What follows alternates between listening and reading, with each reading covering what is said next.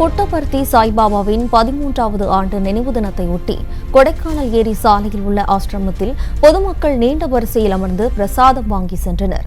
கூடுதல் விவரங்களோடு நமது செய்தியாளர் குறிஞ்சிவேல் இணைகிறார். வணக்கம் குறிஞ்சிவேல், மேலும் விவரம். வணக்கம் ஜெயஸ்ரீ.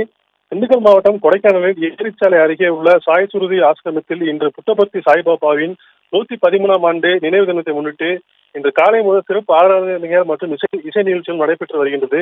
அதனைத் தொடர்ந்து கொடைக்கானல் மற்றும் அதன் சுற்றுப்புற கிராம பகுதிகளில் உள்ள சுமார் 3500க்கும் மேற்பட்ட மக்கள் ஏரிச்சாலை பகுதியில் அதிகாலை முதல் சுமார் 3 கிலோமீட்டர் தூரம் வரை நீண்ட வரிசையில் நின்றபடி புட்டபர்த்தி சாய்பாபா ஆசிரமத்தில் கம்பளிகள், வாட்டர் பாட்டில், பிளாஸ், விபூதி மற்றும் சிறப்பு அன்னதானம் ஆகியவற்றை வாங்கி செல்கின்றனர். இதன் காரணமாக ஏரிச்சாலை பகுதி முழுவதும் காலை முதலே பொதுமக்கள் கூட்டம் அதிகமாக காணப்படுகிறது. இந்த நிகழ்ச்சியானது சாய் சுருதி அறக்கட்டளை நிர்வாகிகள் சார்பில் நடத்தப்பட்டு வருகிறது. இப்ப வாங்க இருக்கும் இந்த பொருட்களை கொடைக்கானல் நகராட்சி தலைவர் மற்றும் துணைத் தலைவர் ஆகியோர் வழங்கி கொண்டு வருகிறார்கள்.